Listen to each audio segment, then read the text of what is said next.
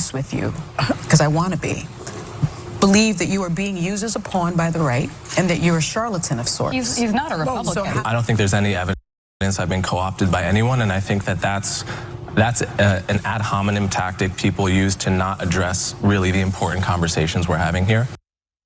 Political author and analyst Coleman Hughes was recently met with some intense hostility, specifically from Sunny Hostin on The View, as he appeared on the show to promote his new book, The End of Race Politics: Arguments for a Colorblind America. At a time when the culture in America has essentially rejected colorblindness, instead embracing an almost obsessive focus on race and how we differ from one another, I honestly wasn't shocked that he was met with that kind of vitriol. We'll get back to that portion of the exchange in just a minute. But first, I do think it's actually important to understand Coleman as a person and the argument he's trying to make. In the interest of full disclosure, though, I do have to admit that I'm a fan of Coleman's, even though he and I have some disagreements. He's more supportive of Israel's war on Gaza, as an example. On some issues, he definitely leans to the right of me. But I actually find him to be thoughtful. He makes thought-provoking arguments in good faith. And I don't know about you, but I've been increasingly bored with shows that have default ideological talking points that hosts never deviate from. It's a mindless snooze fest. Sometimes Coleman's analysis on certain current events challenge my own, and I find that to be a good thing. We should all be willing to challenge and reevaluate our own beliefs without assuming the one challenging us is some grifter or right-wing pawn. I think it makes us smarter and mentally stronger. Now, with that out of the way, let's hear Coleman out on the direction he believes policy should go in. So we'll get back to Coleman Hughes and his appearance on The View with Sunny Ascension Cummings Hostin, who we all know is a race appropriator, a race hater, a race traitor, and an unbelievable race baiter. So we'll get to that. But folks, I would dare to say that a few years ago on TYT, Anna Kasparian or Sank the Jank, I don't think they would have aired a program like this. I don't think so at all. I really commend Anna and TYT. You got to give props when props are due, folks. When literally she is coming to the aid and defending Coleman Hughes. And as she said, she isn't enamored with all of his policies, but where on things, okay, do we stand 100% with people? I am an avid Trump supporter. I love Donald Trump, as you can tell by the hat. But there are things that I have disagreements with the man on certain policy issues, on certain things that I think he could have fought harder for. But that doesn't mean that you completely just say, you know what, forget about it. So I commend Anna coming out here and really, giving a fair shot, a fair shake to allow Coleman Hughes to talk about his topics and how he really was met with disdain, with disgust, with enmity, with hate from probably one of the, she is an equal opportunity racist, Sunny Hostin, who's also, her real name is Ascension Cummings, who hid her ethnicity, her heritage, her race. She's not black. She's a mixture of color. She is anything but black. And yet she hid that. She changed her name. She name appropriated Sunny Hostin from Ascension Cummings. As I said before, folks, she is right at the top of the list of people that are bigoted, that are racist. She is the ultimate in terms of the left's assault when it comes to being a race hater, a race traitor, and a race baiter. Anyways, folks, that's what we have on tap for you today. We're going to be giving you a little reaction to Anna Kasparian and how she goes about her reaction to Sunny Ascension Cummings Hostin and Coleman Hughes. Let's do that right now as we get back to the interview and see what Coleman Hughes has to say against Sunny Ascension Cummings Hostin. The default right now in a lot of areas of policy is to use, Black and Hispanic identity as a proxy for disadvantage. And my argument is that you actually get a better picture of who needs help by looking at socioeconomics and income. That picks out people in a more accurate way. Did you hear the crowd, the reaction? The crowd is clapping because he's saying instead of doing things on race, do it on class structure and go that route. Not my question, but when you say that socioeconomics picks out people in a better way than race, when you do look at the socioeconomics, you see the huge disparity between white households and Black households. You see the huge disparity between white households and Hispanic households. So your argument, and I've read your book twice because I wanted to give it a chance. Bullshit. She didn't read it twice. She had somebody else give her notes. Sunny Ascension Cummings, come on now. She's reading that book twice? Are you kidding me? She went in there and cherry-picked parts that she wanted to attack him on. That's what she did. I read it twice. Oh, come on, okay? That's just such a load of crapola. Because you know why you know it's a load of crapola? Because of the verbal diarrhea that's coming out from her mouth. Your argument that race has no place in that equation is really fundamentally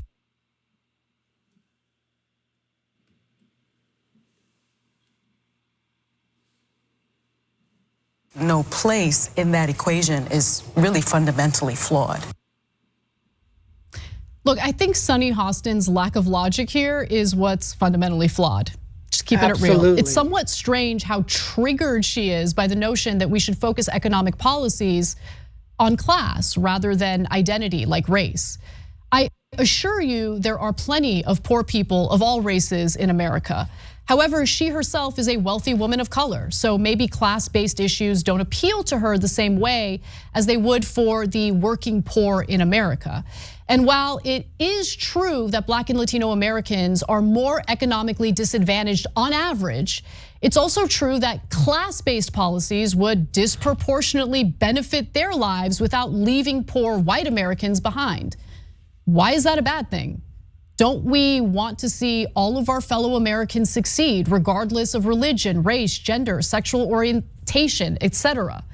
Class-based economic policies have more buy-in among voters and tend to be harder to repeal because they're applied to everyone impacted by poverty. Coleman managed to maintain his composure, something that he's insanely skilled in, and responded, in my opinion, perfectly. Before we get to that, folks, that's so true that on average, yes. But that's when you look at the average. You have to go down to understand Sunny Ascension. Okay, this race appropriator, race traitor, race hater, race baiter. She doesn't give a damn about blacks or browns. She doesn't. She's sitting there, okay, with her Gucci belt and her Gucci purse and her Gucci blouse on that ensemble that she probably didn't even pay for. Maybe she did, maybe she didn't. That's beside the point. And she has the nerve to talk about economics in terms of class distinction, which she doesn't give a damn about. As you said, you don't think that there are millions upon millions of whites that are out there that are below the poverty line? Did you ever hear of Appalachia? Did you ever hear of Mississippi, Alabama, Tennessee, and other places across the United States, Baltimore? I mean, you take any large blue city, and you're going to have absolutely, in terms of economic disparity, you're going to have white people that are way below the poverty line, Asian people, yes, a small amount, but they're still there. And of course, Latinos and blacks. What about the American Indian? What about other? So when you talk about class-based policies rather than race-based, that is much more indicative in terms of how you can go about solving the problems based on helping the people class-wise rather than race-wise. Let's see what Coleman has an answer to Sonny Ascension Cummings Hostin. There's two separate questions. One is whether each racial group is socioeconomically the same. That I agree with you. They're not. Yeah, they're not, and the stats show that. But yeah, of course, I agree with that fully. The question is, how do you address that in the way that actually targets poverty the best? Great. And what Martin Luther King wrote in his book Why We Can't Wait is he called it, we need a Bill of Rights for the disadvantaged. And he said, yes, we should address racial inequality. Yes, we should address the legacy of slavery. But the way to do that is on the basis of class. And that will disproportionately target blacks and Hispanics because they're disproportionately poor, but it will be doing so in a way that also helps the white poor, in a way that addresses poverty as the thing to be addressed. He's right. So I mean, I true. think he makes really good points there. But look, maybe Sonny Hostin has a counterpoint that we haven't even considered. So let's keep an open mind and give her a chance to respond. You claim that color blindness was the goal of the civil rights movement, based upon Dr. King's I Have a Dream speech, content of character versus the color of skin. He also said in 1968, it was about less than a week before he was assassinated, this country never stops to realize that they owe a people kept in slavery for 244 years. So rather than class, he did write about that earlier on, right before his death. Folks, here it comes, the R word. Not racist. Reparations. That's coming, folks. It's coming out of the verbal diarrhea from this race hater, race traitor, race baiter, Sonny Ascension Coleman Hostin.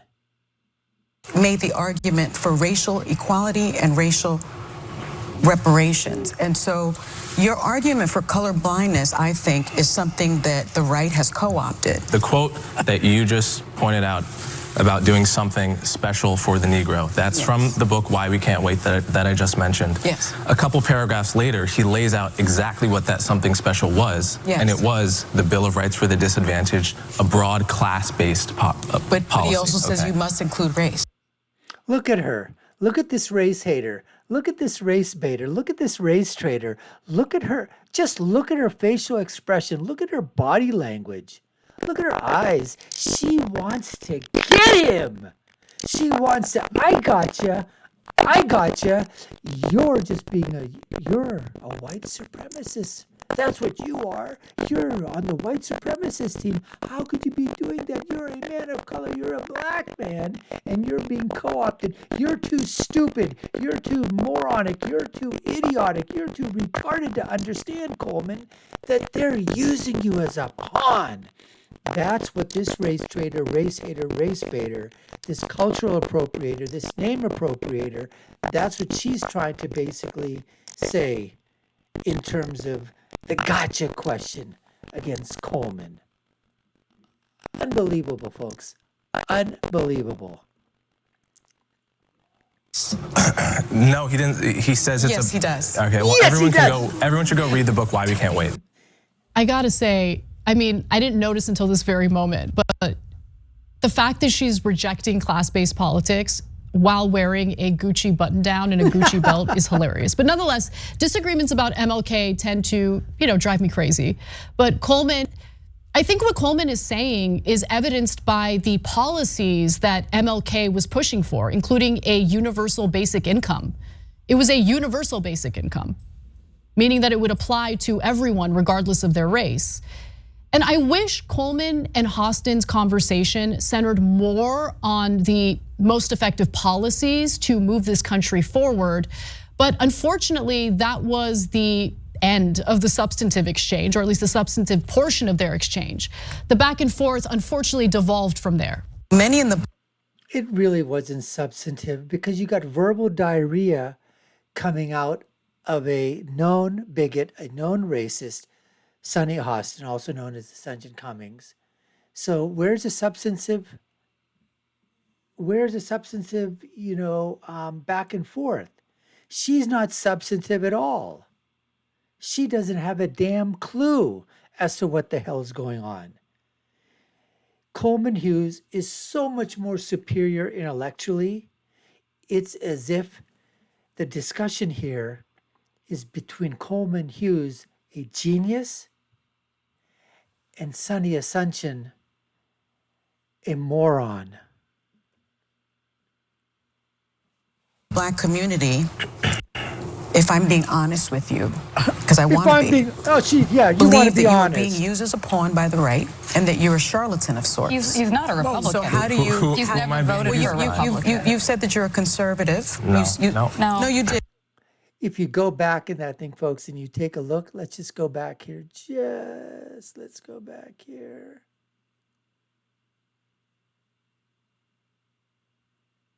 Trying to get to that point. Let's play that. Take a look at this, folks, here. Take a look at Whoopi, Sarah. Look at Joyless Behar. And there's Farrah. Okay, Alyssa. And they're just going, what the hell are you talking about, girl? Okay, they're very uncomfortable here. Very uncomfortable. Go back and check that out.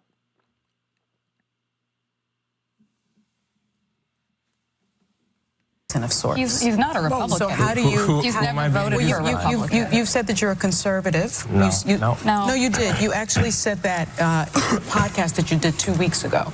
I said I was a conservative. Yes, He's not. yes, you did. It's- So, but my question to you is, how do you respond to those critics? I don't think I've been co-opted by anyone. I've only voted twice, both for Democrats. Although I'm an independent, I would vote for a Republican, probably a non-Trump Republican if they were compelling.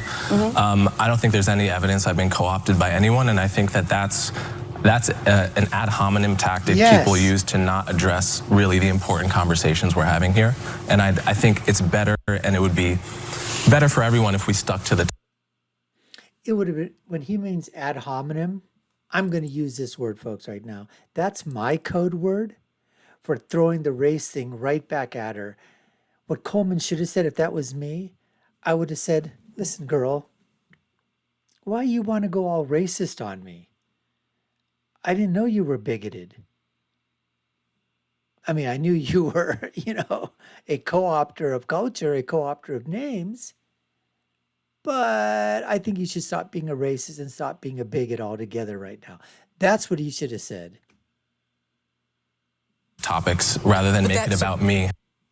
Look, at a time when someone like Donald Trump has increased his support among Black voters. Why is that? I feel like maybe it's important to hear Coleman out a little bit, right? He's not a Trump supporter by any means, but are we just going to brush off, people of color who vote Republican as pawns for the right wing? How insanely. That's what you guys were doing at TNT all the time. That's what you guys were doing and continue to do so. So I don't know, is this a new chapter that you've turned, a new page that you've turned, a new leaf? Anna, really? That you just brush these off? I mean, I can go back and go, there's hundreds of episodes that you guys have on TYT, the Young Jerks, the Young Turks, of where you absolutely go after people of color, Latinos, Hispanics, Blacks, Asians. Why are they voting for Donald Trump? What are they thinking? What's going on with these people? Unbelievable. I'm glad you've turned a new leaf, Anna. It's good that you've come over to the other side. Insulting is that? I think it's more important to understand their arguments, no? And I think you'd have to know about Coleman's background to understand his politics. I'm not kidding when I say I listen to his podcast and I'm a fan of his. It's true that he has never voted for a Republican, even though he considers himself an independent. He's in his 20s and was raised by a Marxist mother who unfortunately and tragically has since passed away. His father, however, was not a Marxist. And on his podcast, he shares stories of spirited debates in his household. And I'm guessing the two opposing political views in his household led to independent thinking, the independent thinking that he tends to demonstrate. You might not agree with the overall thesis of his book, and that's totally fine, that's okay. But Immediately dismissing someone who has a different worldview as a pawn or a grifter without addressing the substance of what he's saying is pretty weak. There are bad. Pretty weak. That's what you, as I said before, that's what you guys were doing in the past. And I have a feeling that you're going to continue doing it into the future, except for this episode, obviously. Bad faith people out there, there's no question. There are grifters. But in my opinion, they're pretty easy to suss out. They have a difficult time explaining themselves. Coleman speaks at length about what he believes, explains why he has these views, and has never been disrespectful to anyone who disagrees with him. I think political discourse in the country would be far better if all aspired to that. Coleman has an open invitation on this show because I actually find it valuable to have him further elaborate on his views, especially the views that he espouses in that book, even if we have areas of disagreement. So I've just got to say, I mean, today I'm watching TYT and doing this reaction video to Anna and also reacting to, Coleman on The View being attacked by Sunny Ascension, Hostin. I'm just absolutely blown over by what Anna was talking about and how she, as I said before, I mean, where is this Anna coming from? I mean, I could almost be thinking that she's an independent, not really a progressive. Is there a little conservatism there coming into Anna's soul? Maybe. I mean, I'd love for this to continue. I mean, when she's talking about people being grifters and people being used and pawns, and that's the whole shtick of TYT. Progressives hate Republicans, hate conservatives. They're all the same. Democrats, conservatives, Republicans, they're all the same. All white, lily white, 99%. They hate Asians, they hate blacks, they hate Latinos, they hate anybody of color. They're not allowed in the tent. And then yet today, turn around. You know what? We need to listen to some of these black voices if they're with Trump. We need to listen to the other voices, minority voices. Maybe they have something. Maybe they're not pawns of the right. Maybe they're not grifters. Maybe they have their own ideas. What are they? We need to understand them. Wow, wow, wow, wow. Anyways, folks, we appreciate you taking the time to watch. You've been watching the Dr. Nasir Shaikh Show. I've been your host. My name is Dr. Nasir. If you've been done so already, subscribe to our channel, like, share, and follow. You all know what to do. Take a look at our video links above and below. Comments too. Love those. Share them with us. My final thought is always, when you're right, you're right. And when you're left, you're wrong. Until next time, folks, take care and stay safe.